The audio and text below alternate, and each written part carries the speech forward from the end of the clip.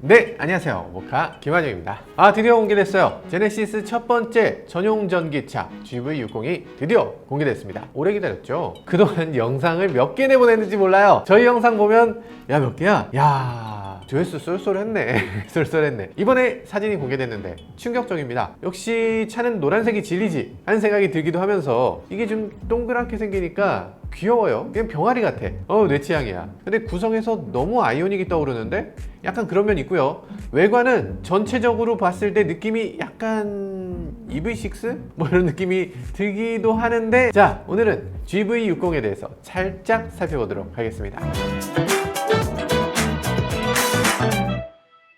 네, 우선 GV60이라는 차가 왜 중요한가, 이거 말씀드려야 되겠죠. GV60이라고 하던데 우리가 GV60라고 말할 일이 있을까? GV60이라는 차가 왜 중요하냐면요, 제네시스 브랜드가 처음 출범할 당시만 해도 내연기관이 주를 이루고 있었어요. 전기차 아예 생각하기 어려웠지. 그때 당시 프리미엄 브랜드라면 당연히 대배기량, 당연히 고출력, 이런 차들을 갖고 있었던 브랜드였던 거죠. 사실 이게 굉장히 좋은 시장이었어요. 이 똑같은 폭스바겐 투아렉을 가지고서 거기다 아우디 배지를 딱 붙여서 이제부터 이 차는 Q7입니다 이러면 사람들이 이건 Q7이구나 이러면서 야, 이건 되게 비싼 차네, 아우디네 이러면서 사요. 그리고 뭐 도요타 캠리 이거 가지고서 막 밖에 크롬을 막 붙여. 그래서 얘는 오늘부터 렉서스 ES입니다 이러면 2천만 원밖에 안 비싸네. 야, 싸네. 캠리하고 가격이 뭐 2천만 원 차이면 이거 사야지. 그러다 보니까 이 제네시스도 당연히 처음 나올 때는 대배기량, 후륜구동, 대형차 이렇게 브랜드 포지셔닝을 강하게 크게 이렇게 갔는데요, 이게 타이밍이 좀 안타깝죠. 이 다른 브랜드들 뭐 렉서스니 뭐 BMW니 메르세데스 벤츠니 아우디니 이런 브랜드들은 마진이 정말 좋았어요. 소비자를 낳기 되게 좋았어. 그런 상황이었는데 이게 상황이 여의치 않아졌죠. 지금 세계 각국이 다 이제 진짜 배기량 제한 철퇴를 막 던지고 있잖아요. 가솔린차는 아예 팔 수 없다 이런 지역도 점점 늘어나고 있고요. 그러다 보니까 이 프리미엄 브랜드들은 이 낚시터 끝난 것 같아. 이제 다음으로 가자, 여기 다 낚았고 다음 장소로 이제 옮겨볼까 하는데 제네시스가 나온 거야. 형님들 여기가 그렇게 잘 낚인다면서요 이러면서 낚시대를 막 펼치고 있는 거야. 낚시대 자체도 막 진짜 티타늄으로 만들어진 진짜 카본 낚싯대로 그냥 빡!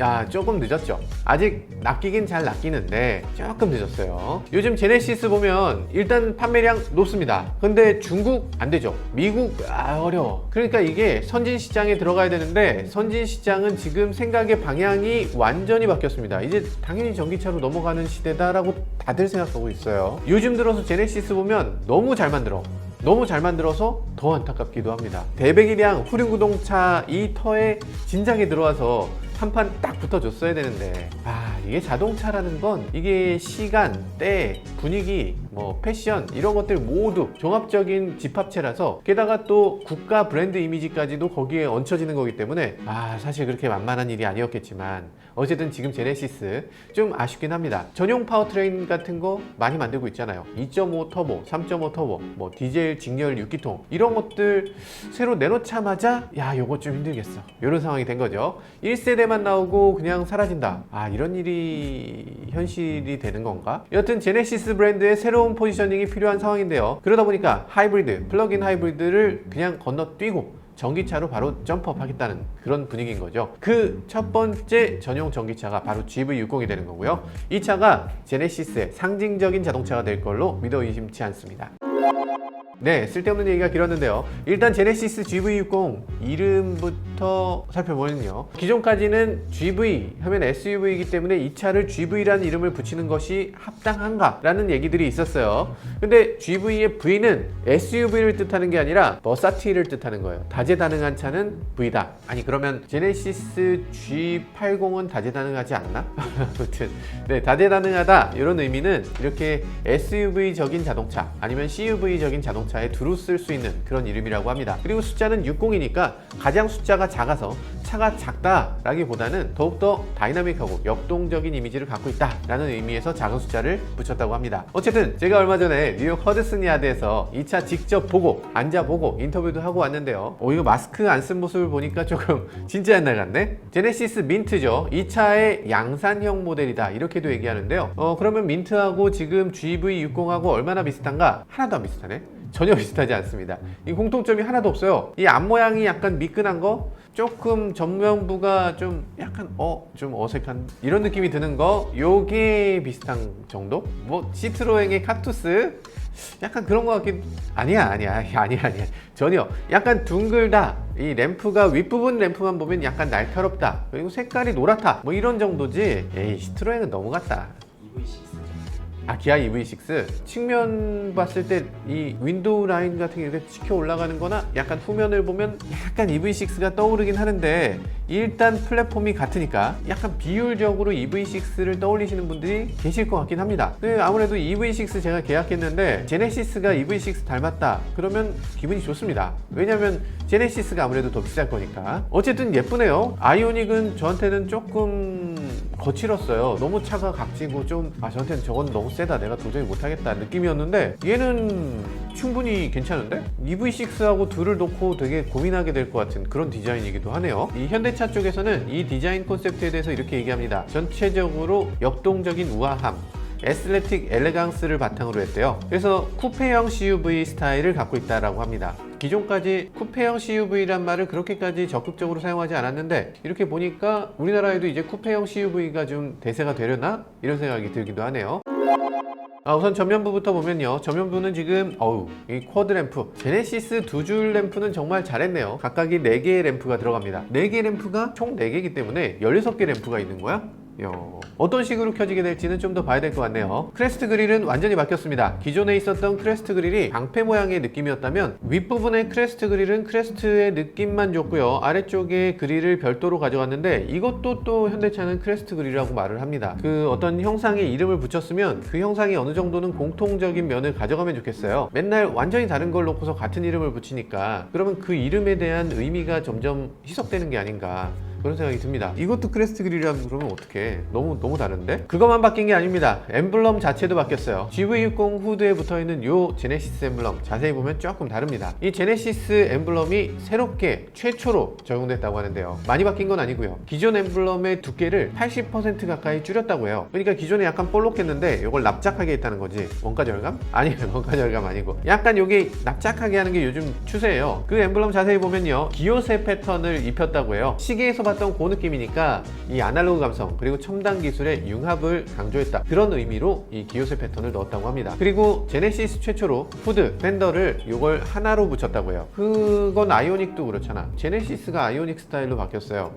자랑인가? 아무튼 그렇다고 합니다. 깔끔한 디자인이라는 거. 그리고 나쁜 점이라면 약간 스크래치가 나도 이 보닛 전체를 갈아야 되는 거, 이런 거는 좀 나쁠 수 있지. 중고차 팔 때 거기 W자가 붙는 거지, 잘못하면 X자 붙기도 하고. 일단 디자인적으로 예쁜 거니까. 보닛이 충분히 내려와 있냐, 이런 거는 요즘 현대차가 전기차를 만들면서 조금 아쉬운 부분이긴 해요. 테슬라 같은 경우는 보닛이 굉장히 낮아서 슈퍼카를 보는 것 같은 그런 자세를 보여주고 있는데, 현대차는 앞쪽에 엔진이 별도로 없는데도 보닛이 상당히 높아서 전기차라기보단 일반 자동차하고 큰 차이가 없는 그런 보닛 디자인을 보여줍니다. 그럼 이걸 열었을 때 그 앞에 프렁크가 있을 텐데, 그 프렁크가 그렇게 넉넉하지 않다는 것도 좀 아쉬운 점이에요. 그런 부분에 대해서 이 프렁크를 꼭 만들 거라면 제대로 만들어줬으면 좋겠어요. 지금은 프렁크가 그렇게까지 유용하게 사용되기 어려운 프렁크 공간을 갖고 있는 것 같습니다. 좀 아쉬워요.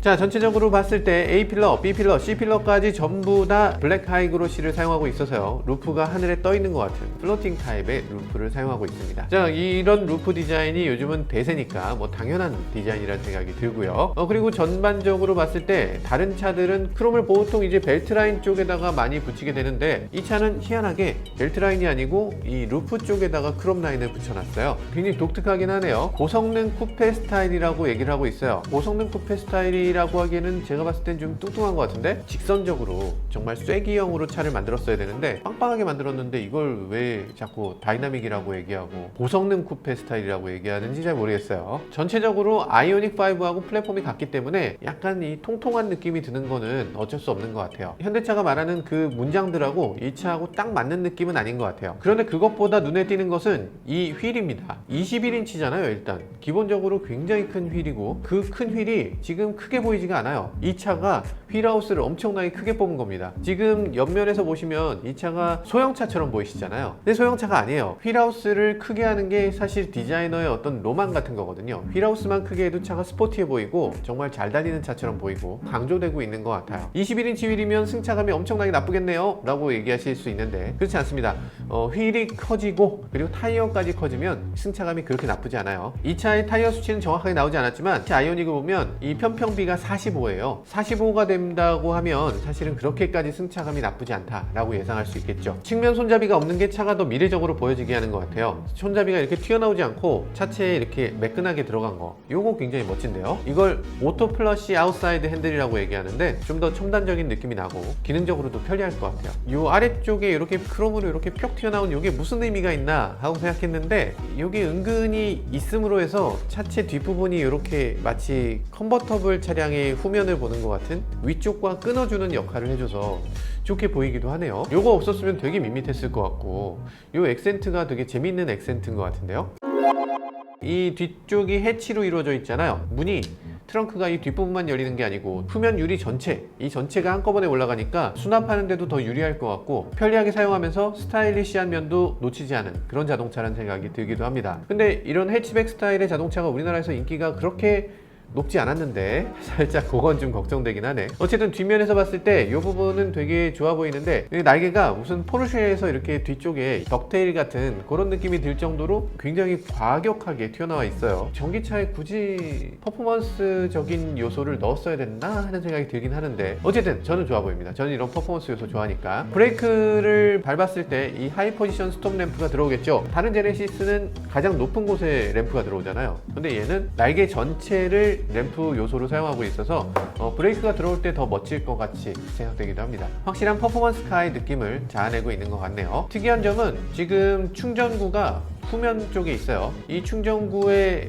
형상이 동그랗습니다. 보통 현대기아차의 다른 충전구들은 네모냈잖아. 마치 옛날 주유구를 보는 것 같은 느낌이 들어요. 그러니까 차의 전체적인 이미지가 이 각진 이미지가 아니라 전체적으로 동글동글한 이미지다. 많은 부분을 곡선으로. 어쨌든 제가 느끼는 이 외관은 뭐 나쁘지 않습니다. 전체적으로 아주 예쁘게 보입니다. 실제로 차를 보기 전엔 사실 모르죠. 사진만 놓고는 알 수가 없으니까 나중에 정식으로 차가 나오면 가장 먼저 보여드리도록 하겠습니다.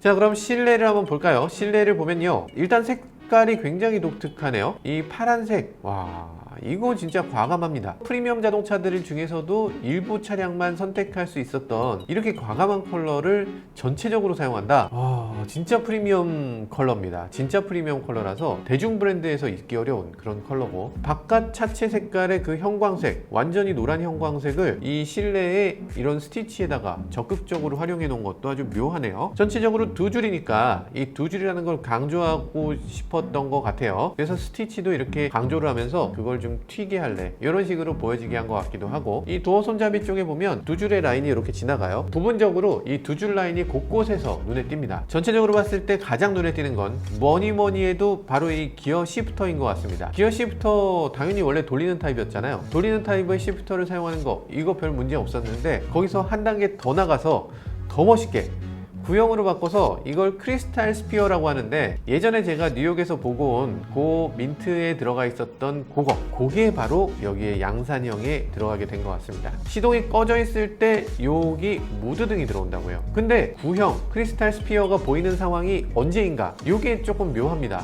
왜냐면 주행 중에는 이 구를 볼 수가 없어요. 시동을 온 했을 때도 볼 수가 없어요.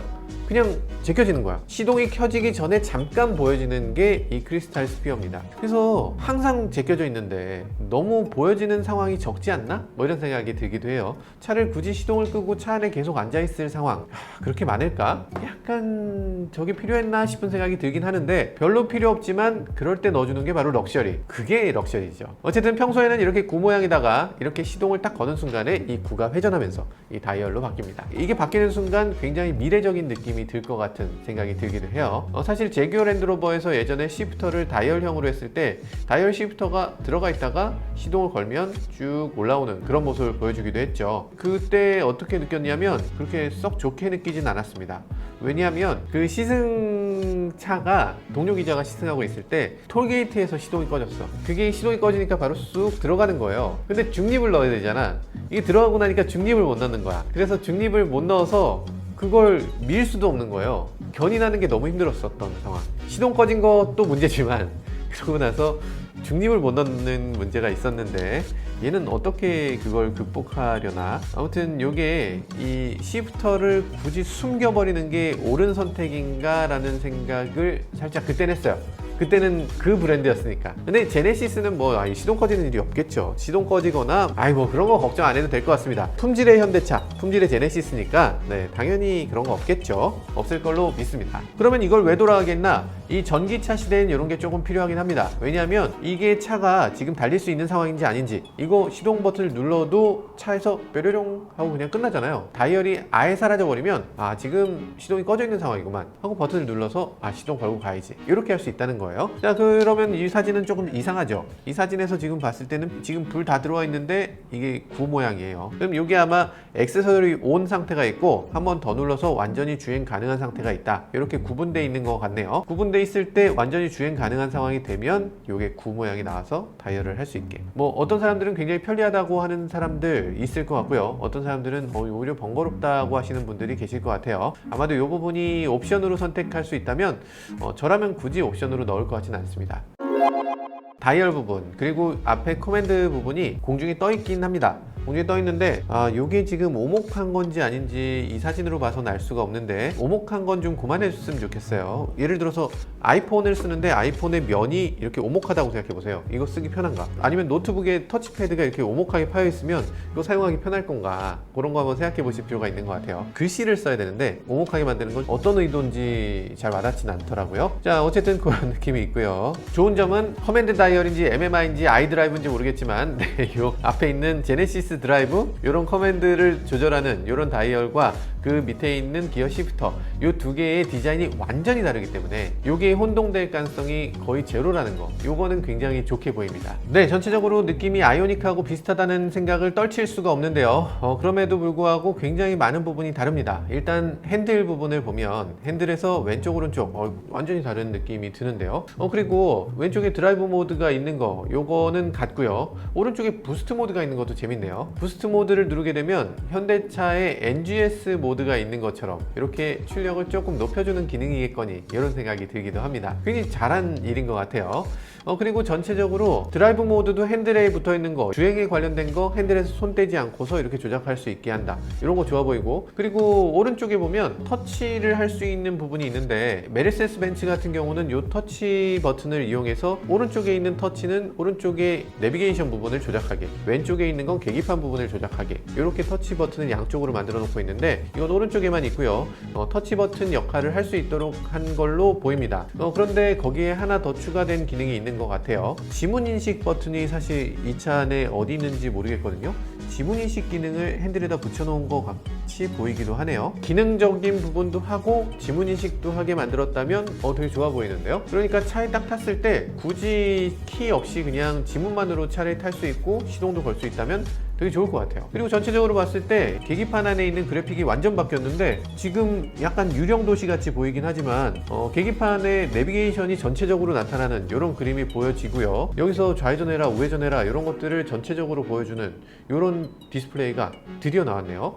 멋져 보이는데요. 왼편에 속도계가 지금 표시가 되고 있는데 저것도 뭐 축소가 되는지 어떤지 모르겠지만 어쨌든 계기판 전체를 사용하는 거, 이런 디스플레이 좋아 보이고요. 그리고 오른쪽에 보면 내비게이션 화면을 다양한 용도로 사용하게 해놨는데 이것도 지금 총천연색으로 바뀌어 있습니다. 그래서 예뻐요. 기존에는 기능적인 게 아니라 뭔가 통일성, 색깔을 그냥 통일화하고 뭔가 기능적인 부분은 조금 아쉽게 그렇게 만들어졌다면 이번에는 기능적으로도 굉장히 참신하게, 그리고 실제 사진을 적용해서 각각의 버튼들을 활용했다, 이것도 좋아 보입니다. 내비게이션 지도를 여기다 보여줬는데 한반도에 밤 사진을 넣어놔서 남쪽만 불이 켜져 있는 사진을 넣었습니다. 북쪽은 지금 깜깜해. 아, 이건 의도인가? 약간 의도 있나? 실제로 이렇게 나올라나? 아무튼 실제로 어떻게 나올지는 조금 더 봐야 될 것 같아요. 계기판이라든지 AVN이라든지 이런 것들의 디자인이 어쨌든 디자인이 달라졌다는 건 너무 감사한 일이네요. 그리고 이 디스플레이 두 개가 나란히 붙어 있는데 이게 아이오닉하고 같잖아요. 근데 아이오닉에서의 느낌은 이게 흰색 베젤을 하고 있으니까 조금 더 저렴한 차의 느낌이었다면 이 블랙 베젤을 하는 것만으로도 훨씬 더 고급 차의 느낌이 들고 있습니다. 그거 검정색으로만 해도 이렇게 멋지단 말이에요.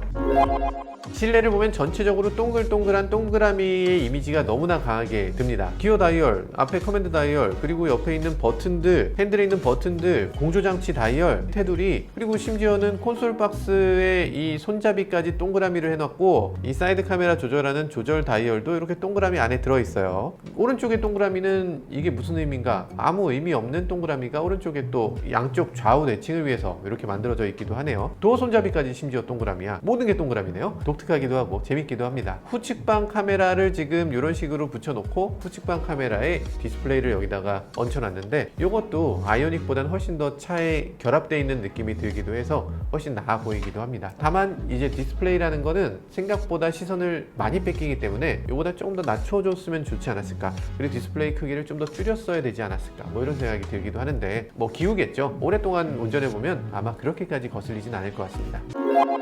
네, 모터, 배터리, 그리고 여러 가지 스펙들에 대해서는 아직 공개가 되진 않았는데요. 여러 가지 인터넷이라든지 이런 데서 스펙들이 어느 정도 나오고 있습니다. 배터리는 EV6하고 같은 77.4kWh 배터리를 탑재할 걸로 예상된다고 하고요. 그리고 전기차 전용 플랫폼 eGMP를 기반으로 하기 때문에 그래서 그런지 EV6하고 조금 비슷한 출력, 비슷한 기능을 갖고 있게 될 거다, 뭐 이렇게 예상되는 것 같아요. 그래서 77.4kWh를 갖고 있다면 주행거리는 450km 정도를 갈 수 있으면 좋겠다, 뭐 이 정도 기대하고 있습니다. 그리고 최근 기사들을 보면요, 이 출력이 어느 정도 된다 이렇게 나온 얘기가 있어요. 어떻게 하셨지 이분들은? 출력이 최대 436마력 이런 식으로 얘기하고 있습니다. 그러니까 앞쪽에 모터 하나, 뒤쪽에 모터 하나, 이렇게 모터 두 개를 가지고 사륜구동을 내는데 이게 각각의 모터가 218마력 해서 436마력이라고 해요. 그리고 이건 최고 트림에서 그렇다는 거고, 엔트리 레벨 출력은 226마력의 싱글 모터가 들어갈 것이다, 이런 얘기 있고요. 엔트리 레벨의 트윈 모터는 325마력 정도에 그칠 것이다, 이런 얘기가 있어요. 근데 이렇게 되면 좀 이상하죠. EV6는 지금 GT 모델이 576마력이나 되거든요. 그래서 그거하고 비교하면 지금 이걸 끝판왕으로 막 올려도 EV6 GT보다 못하다 라는 얘기인데, 아니 어떻게 EV6보다 제네시스의 출력을 더 낮게 세팅했죠? 제네시스는 아무래도 훨씬 비쌀 텐데 출력에서나 성능에서나 주행거리에서나 EV6보다 좋아야 되는 게 아닌가, 뭐 이런 생각이 들긴 하네요. 또 묘한 생각이 들죠. 아니 EV6는 도대체 뭐냐, 갑자기 어떻게 그냥 넘사벽에 그런 차가 나왔는가, 이런 생각이 들기도 합니다. EV6 GT를 얼마나 비싸게 팔려고 그러는 거지? 네, 첨단 기능도 여러 가지 들어간다고 하는데요. 뭐가 있을까요? 일단 무선 충전 기술이 탑재된다는 기사가 있습니다. 출처가 한국경제예요. 믿고 보는 한국경제니까, 네, 한국경제에서 무선 충전 기술이 이번에 탑재된다고 하네요. 그리고 생체 인증 기능이 들어간다고 합니다. 지문을 가지고서 충전소나 뭐 주차장이나 뭐 여러 가지 장소에서 이 돈을 지불할 때 뭐 신용카드나 이런 걸 사용하지 않고 손가락을 이용해서 그냥 인증하는 거, 이런 것들이 된다는 얘기고요. 그리고 카메라를 갖고서 인증하는 기능도 들어갈지 모르겠다, 이런 얘기가 있어요. 실제로 이 차의 B필러를 보면 카메라로 생각되는 그런 네모난 부품이 하나 있는데, 그 부품이 어쩌면 지문을 대는 거, 어쩌면 카메라로 얼굴을 찍는 거 일지도 모르겠습니다. 그걸 찍으면 뭐가 좋으냐, 차에 굳이 키를 갖고 들어가지 않고도 자동차 문을 열고 자동차에 여러 가지 세팅들이 나를 위해서 세팅이 미리 돼 있고 이런 것들이 된다는 거죠. 생체 인증 기능만큼은 뭐 확실히 들어가는 것 같습니다. 네, 출시일은 아직 나오지 않았는데요. 실내나 실외나 이런 식으로 공개가 확실히 된 걸 보면 아마도 한 달 이내로 출시할 것이다 라는 생각을 해보게 됩니다. 그러니까 9월 중으로는 이 차를 출시하는 모습을 볼 수 있을 것 같아요. 사전 계약은 곧 시작하게 되겠죠. 가격이 어느 정도 될지가 관건일 텐데요. 굉장히 뭐 기대가 되긴 합니다. 그런데 아무리 못해도 이게 아이오닉 가격에 팔 수는 없겠죠. 아이오닉의 스탠다드 모델이 4,695만원 뭐 이 정도거든요. 그러니까 제네시스 GV60은 스탠다드 모델이 한 5,999 뭐 이런 데다 맞추지 않을까 이런 생각이 들어요. 그러니까 어떻게든 6천만원 안쪽에 스탠다드를 하나 꽂아 놓고 거기다가 이건 옵션입니다, 이건 옵션입니다, 이건 옵션입니다 해서 8천만원까지 올릴 수 있는 그런 차로 만들게 될 것 같아요. 지금 우리나라 보조금 제도가 가장 싼 모델이 얼마냐 이걸 보고 있거든요. 그래서 가장 싼 모델을 아무리 깡통이더라도 하나를 5,999에다 꽂아 놓으면 그 다음부터 모터는 옵션입니다, 이게 롱레인지 배터리는 옵션이에요, 이런 식으로 해서 온갖 것들을 다 옵션으로 해도 보조금을 다 받을 수 있기 때문에 어쨌든 최저가가 5,999 정도에 있지 않을까 뭐 이런 생각이 들기도 하네요. 어쨌든 자동차 회사도 전기차 가격을 낮추는 데는 한계가 있는데요. 지금 그렇게까지 높은 가격을 받을 수가 없는 게 벤츠 EQA가 5,990이고 테슬라 모델 3 롱레인지도 5,999고 이렇게 되니까 이 가격을 쉽게 올릴 수가 없는 그런 상황인 것 같습니다. 그래도 프리미엄이니까 롱레인지에 옵션 넣고 하다 보면 7,000은 확실히 넘어갈 걸로 예상되기도 하네요. 자세한 내용은 몇 주 있다가 이 차가 사전 계약을 시작하면 그때 영상을 다시 찍어서 보내드리도록 하겠습니다. 네, 지금까지 전기차라고 하면 조금 기능적으로 아쉬운 부분, 좀 부족한 부분이 확실히 있는 차였어요. 그냥 아쉬운 점이 있지만 조금 참고 타는 차라는 느낌이 있었다면 이제는 전기차도 최고의 성능, 최고의 인테리어 여러 가지 면에서 내가 가장 원하는 자동차라는 느낌을 확실하게 자아내고 있는 것 같습니다. 제네시스 브랜드도 전기차 브랜드로 전환하고 있는 것 같은데 이 모든 브랜드들의 전기차 브랜드의 전환이 잘 이루어지길 바라는 마음입니다. 지금까지 저는 모카 김한용이었습니다. 감사합니다. EV6 계약을 왜 취소해? 잠깐. 괜찮긴 하네? 그거 괜찮긴 하네. EV6 일단 가격을 봐야 돼요. 가격을 보고